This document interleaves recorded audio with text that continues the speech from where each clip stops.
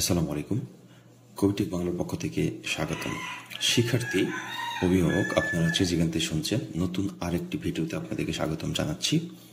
বিশেষ করে আপনারা যারা 2024 সালে এসএসসি পরীক্ষায় উত্তীর্ণ হয়েছেন এবং যারা 24 সালে এসএসসি পরীক্ষায় যাদের রেজাল্ট মন মতো হয় নাই, যারা বোর্ড চ্যালেঞ্জ করেছিলেন, আপনাদের রেজাল্ট গতকাল আপডেট করা হয়েছে, গতকাল প্রকাশ করা হয়েছে বোর্ড চ্যালেঞ্জ রেজাল্ট। তো বোর্ড চ্যালেঞ্জ রেজাল্ট যারা পেয়েছেন তারা অনেকেই আবেদন করে ফেলেছেন এবং অনেকেই করেন নাই। যারা বোর্ড চ্যালেঞ্জ করেছিলেন অনেকেই আবেদন করেছেন, অনেকেই করেন নাই। রেজাল্টের জন্য আপনারা ওয়েট করেছিলেন। এখন কথা হচ্ছে, আপনারা যারা আবেদন করে ফেলেছেন তারা কি আবেদন চেঞ্জ করতে পারবেন না? এখন কোনো আবেদন চেঞ্জ করতে পারবেন না। আপনারা যারা বোর্ড চ্যালেঞ্জ করেছেন কিন্তু আবেদনও করে ফেলেছেন, সেই ক্ষেত্রে কিন্তু আপনি আবেদন চেঞ্জ করতে পারবেন না। এটা আপনার সেকেন্ড চয়েস যখন আসবে তখন আপনি আবার নতুন করে আবেদন করতে পারবেন। যদি রেজাল্ট আসে তাহলে আপনি নিশ্চয় না করে পরবর্তীতে আবার আবেদন করতে পারবেন। এখন যাদের হচ্ছে বোর্ড চ্যালেঞ্জ করার পর রেজাল্ট এসেছে তারা কিভাবে আবেদন করবেন? অনেকেই চিন্তা করছেন, স্যার আমি কি আবেদন করতে পারবো যারা নর্মালি আবেদন করছে তাদের মতো?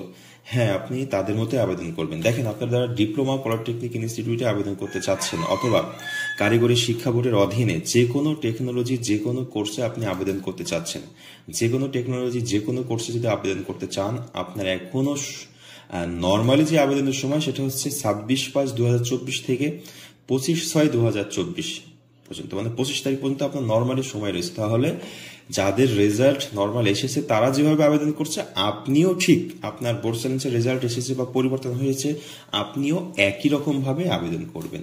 এখানে আপনার জন্য আলাদা কোনো সেক্টর নাই, আলাদা কোনো পদ্ধতি নাই। আপনি সেম ভাবে আবেদন করবেন, আপনারটাও একই রকম ভাবে রেজাল্ট আসবে। আপনি যদি মনে করেন যে আপনার বোর্ড চ্যালেঞ্জ এসেছে, আপনার রেজাল্ট নাও আসতে পারে, এরকম কোনো চিন্তা ভাবনা নেই।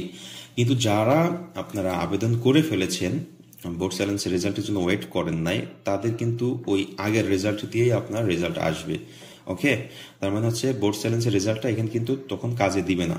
এখন যদি এমন হয় যে স্যার আমি বোর্ড চ্যালেঞ্জ করার যে রেজাল্ট আসে সেটাতে আবার আবেদন করতে চাই, সেই ক্ষেত্রে আপনাকে সেকেন্ড যেই থাকবে, চয়েস থাকবে, তখন আপনি আবেদন করতে পারবেন। দেখেন, যারা সেকেন্ড চয়েসে আবেদন করতে চান সেটা হচ্ছে 9/7/2024 হতে 11/7/2024 ঘটি টাকায় দ্বিতীয় পর্যায়ে আবেদন হবে, তখন আপনি আবেদন করতে পারবেন। ওকে শিক্ষার্থীবৃন্দ, আবারও বলছি, আপনারা যারা আবেদন করে ফেলেছেন আপনাদের কোনো এখন আপাতত কাজ নেই।